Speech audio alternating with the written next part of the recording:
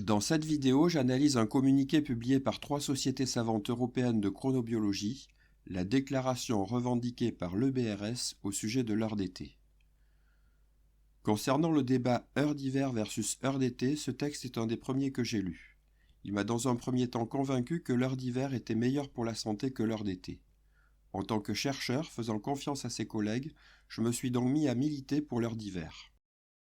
Mais quelques mois plus tard, j'ai lu un interview de Claude Gronfier, un chercheur français spécialiste de la mélatonine. Ce texte m'a surpris car l'argumentation était assez vide et ce chercheur entretenait des confusions, visiblement pour convaincre que l'heure d'hiver était le meilleur choix. Ça m'a surpris car je pense qu'une cause juste n'a pas besoin de ce genre de technique pour être défendue. De bons arguments devraient suffire. Quelques jours plus tard, je lisais l'interview d'Yvan Twitou, un chronobiologiste, qui disait qu'heure d'hiver ou heure d'été, c'était du pareil au même pour la santé. Je me suis donc interrogé sur les bases scientifiques de la déclaration de l'EBRS et j'ai décidé d'en vérifier les arguments. C'est cette analyse que je vous livre ici. Le texte original adressé à la Commission européenne sur l'heure d'été est daté du 25 octobre 2018 et est à ce jour, le 28 mars 2020, accessible à l'adresse qui s'affiche. Ce texte est composé de 4 paragraphes et d'une liste des 7 références bibliographiques qui y sont citées. Dans le premier paragraphe, les auteurs définissent ce qu'est la chronobiologie. Curieusement, ils affirment que le prix Nobel 2017 a été décerné à la chronobiologie et non aux lauréats qui l'ont reçu. Ce procédé est plutôt curieux. Ce prix Nobel a effectivement été décerné à 3 chercheurs qui ont identifié des gènes impliqués dans le rythme circadien de la drosophile, mais pas à la chronobiologie en général. J'ai pensé que c'était un manque de modestie de la part des auteurs de la déclaration, mais après avoir analysé le texte, je me demande si ce n'est pas un moyen pour donner plus de crédibilité à cette déclaration, faute de mieux. Ils approuvent ensuite l'initiative de la Commission européenne de supprimer le changement d'heure, une petite flatterie est toujours bonne à administrer, et avant la fin de ce premier paragraphe, ils posent le message central de leur déclaration « Nous voulons affirmer que les preuves scientifiques, scientific evidence, actuellement disponibles indiquent que l'instauration permanente de l'heure d'hiver est le meilleur choix pour la santé publique. » À ce stade, en tant que neurobiologiste non spécialiste de la question, il est possible que je n'ai pas eu connaissance de certains articles. Je compte donc sur la suite de leur déclaration pour m'éclairer sur ces fameuses preuves scientifiques. Dans le deuxième paragraphe, on peut lire « Avec l'heure d'hiver, il va y avoir plus d'exposition à la lumière du matin et moins le soir en été. » C'est vrai, mais de façon surprenante, ils oublient de dire ici que la majorité des gens ont un chronotype couche-tard. Ils adapteront donc leur heure de lever à l'heure de travail et ne bénéficieront pas de cette lumière naturelle supplémentaire le matin. Par contre, un passage à l'heure d'été permanent permettrait durant plusieurs mois d'exposer un peu les gens à la lumière du soleil au seul moment où c'est possible, c'est-à-dire le début de soirée. Une telle exposition permettrait par exemple de réduire le nombre de dépressions. Cela va mieux synchroniser les horloges biologiques et les gens vont dormir plus tôt par rapport à leur travail et au temps d'école. Nous avons ici 2 arguments totalement spéculatifs, infondés et même peu réalistes. En effet, ces experts passent sous silence le fait qu'au XXIe siècle, la lumière artificielle d'intensité courante suffit à bloquer les effets physiologiques de la tombée de la nuit et que la télévision, Internet et les autres écrans ont en plus la propriété de mobiliser l'attention. Sachant que la majorité des gens ne bénéficieront jamais de la lumière naturelle le matin, il me paraît beaucoup plus judicieux de combiner l'exposition à la lumière naturelle avec une période de détente après le travail et permettant de préparer une nuit de sommeil plutôt que d'inciter la population à se coller devant des écrans avant d'aller dormir et de considérer que le soleil reçu le matin pendant les transports est suffisant. Pour étayer leur affirmation que les gens vont dormir plus tôt par rapport à leur travail et au temps d'école, ils citent une référence bibliographique de Canterman. La stupéfaction est grande si l'on consulte cet article. Celui-ci ne traite pas de l'effet de l'heure d'été ou d'hiver sur quoi que ce soit, mais du décalage provoqué par le changement d'heure bisannuel. Il montre, conformément à de nombreux autres articles, que ces effets se font sentir pendant 4 à 8 jours après le changement d'heure et que la physiologie reprend son cours après. À ce sujet, il joue sur l'ambiguïté de l'expression « Daylight Saving Time » qui est parfois utilisée pour signifier heure d'été et parfois pour changement d'heure du printemps en langue anglaise. Mais dans l'article en question, la lecture du protocole lève toute ambiguïté. L'article traite des changements d'heure bisannuels. Je trouve ce procédé totalement malhonnête de la part de spécialistes qui ne peuvent pas ignorer ce détail. Ils parient sur le fait que personne n'ira vérifier leurs dires. Comme je le disais, je pense qu'une cause juste n'a pas besoin de techniques malhonnêtes pour être défendue.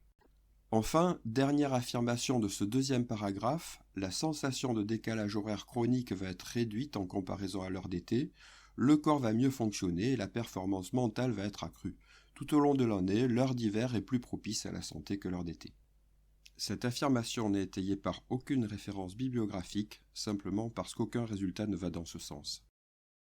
Le troisième paragraphe affirme que l'heure d'hiver améliore le sommeil, mais il se base aussi sur l'article de Canterman qui traite, comme on l'a vu, des changements d'heure bisannuels et non de l'heure d'hiver versus heure d'été. Il s'agit donc d'un nouveau détournement de résultats. Dans ce paragraphe, ils affirment que l'heure d'hiver sera meilleure pour notre cœur et pour notre poids. Ici, ils se basent sur des articles de Mericanto pour la cardiologie et de Renenberg pour le poids. En réalité, pour notre cœur, l'article de Mericanto montre que les chronotypes Vespero, c'est-à-dire les couches-tard, ont une plus grande prédisposition au diabète et aux maladies cardiovasculaires, mais rien n'incite à penser dans cet article que l'heure d'hiver transformerait des chronotypes couches-tard en chronotypes matinaux, en particulier dans une société où les écrans règnent en maître. Pour le poids, c'est l'article de Renenberg. Cette équipe est très compétente en statistiques, mais je lui reproche d'utiliser ces statistiques un peu trop pour servir des conclusions décidées à l'avance et d'expérimenter pour démontrer que des hypothèses sont vraies et non à les réfuter, ce qui est contraire à une démarche scientifique correcte. Cet article ne déroge pas à la règle. Les conclusions de l'article sont que la prise de poids serait liée à une diminution de la durée de sommeil et que la durée de sommeil a diminué au cours des dernières décennies. Il reconnaît que dans les sociétés industrielles, les gens travaillent à l'intérieur, sont donc privés de lumière naturelle pendant la journée et s'exposent trop aux lumières artificielles polluantes le soir. Selon eux, nous travaillons trop tôt le matin et nous nous couchons trop tard. Jusque-là, je pense qu'il n'y a rien à redire. Mais l'interprétation est que la période de sommeil est devenue incompatible avec la plage horaire de travail journalière traditionnelle et non avec la période durant laquelle nous sommes actifs.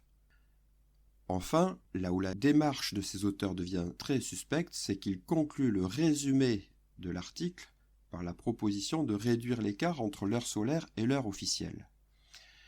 Dans le procédé, ce n'est pas vraiment honnête, car cette conclusion du résumé dépasse celle de l'article. Mais cette conclusion ne pouvait pas être donnée dans l'article car elle n'est pas une conséquence logique des résultats. De plus, chaque scientifique sait que certaines personnes ne lisent que les résumés des articles.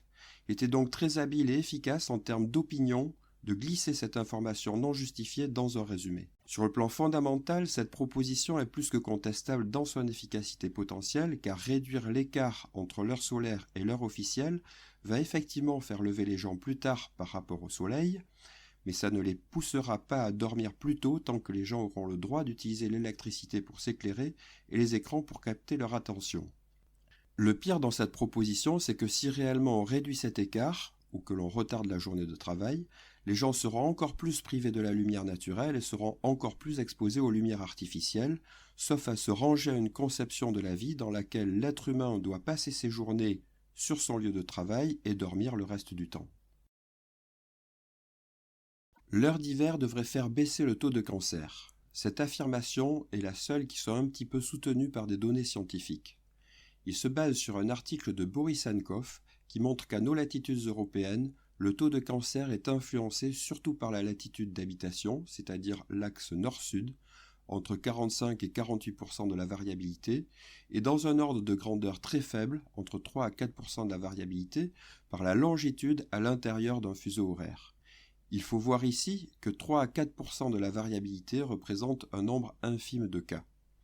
Avez-vous remarqué que vous aviez plus de risques de développer un cancer dans le nord de la France que dans le sud ? Non, parce que la variabilité provoquée par la latitude est noyée dans d'autres variables beaucoup plus influentes. Eh bien, cette étude montre que l'influence de la position dans le fuseau serait 10 fois inférieure à l'effet de la localisation sur l'axe nord-sud. L'heure d'hiver permettra de réduire la consommation d'alcool et de tabac.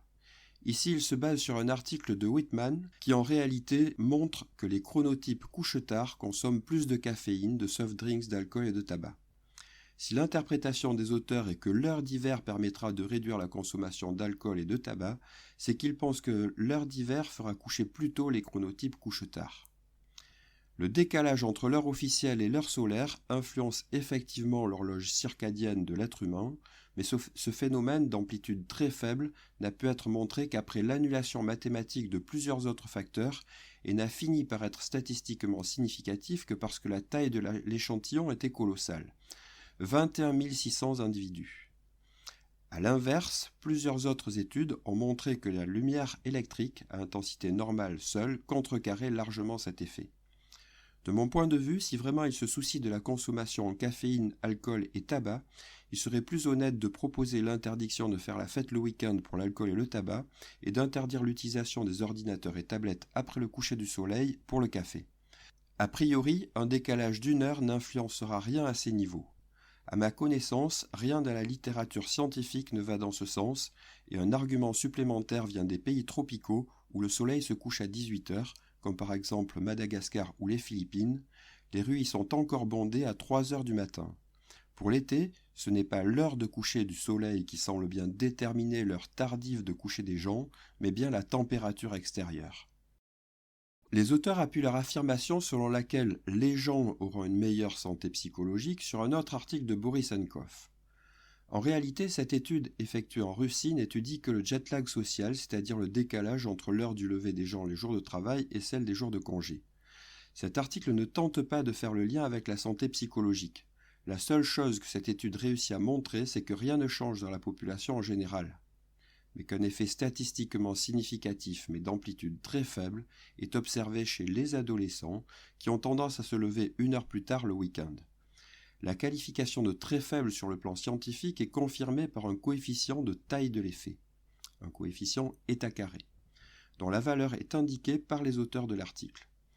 Or, dans le présent article, sur les 27 effets mesurés, seulement 6 ont des valeurs comprises entre 0,01 et 0,05, soit des effets moyens plutôt faibles, et les 21 autres sont tous inférieurs à 0,01 et sont donc considérés comme très faibles à négligeables.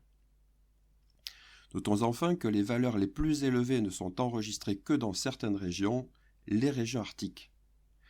Il est vraisemblable que les auteurs de la déclaration de l'EBRS pensaient que personne n'aurait tenté de comprendre ce langage un petit peu technique. Donc en résumé, cette étude ne démontre rien concernant une potentielle instauration de l'heure d'été permanente et en aucune manière elle ne suggère que les gens, ni même les adolescents, auront une meilleure santé psychologique. Les performances à l'école seront meilleures. Et là, c'est sur Van der Veen qu'il se base. Encore une fois, cet argument est plus que douteux. Ce que montre réellement l'article, c'est que les adolescents au chronotype couchent tard et qui dorment moins que les autres, apprennent moins bien et réussissent moins bien les épreuves que les couches tôt, mais seulement lorsque les épreuves ou les apprentissages ont lieu le matin avant 9 heures. L'interprétation des auteurs est qu'il faudrait que l'école commence plus tardivement dans la journée, à partir de 9 heures. Et nos partisans de l'heure d'hiver suggèrent donc de passer à l'heure d'hiver perpétuellement. En clair, ils s'imaginent qu'avec le passage à l'heure d'hiver permanente, ces adolescents actuellement couchent tard se lèveront 1 heure avant d'aller à l'école pour être bien réveillés et se coucheront 1 heure plus tôt. Ces scientifiques ne semblent pas bien connaître la psychologie des adolescents. Enfin, pour ce qui concerne les performances des adultes au travail, alors là c'est le mystère. Non seulement la déclaration est vide de référence, mais en plus une recherche dans les bases bibliographiques ne conduit à aucun résultat. Je pense que cette idée préconçue est tellement ancrée dans les esprits que personne n'a eu l'idée de la tester, ou alors que les résultats étaient négatifs ou qu'ils contredisaient l'idée préconçue, et qu'ils n'ont donc pas pu être publiés. Avant de signer des noms de 3 sociétés savantes, ils proposent dans une phrase sibylline aux responsables politiques de venir expliquer leurs conseils plus en détail.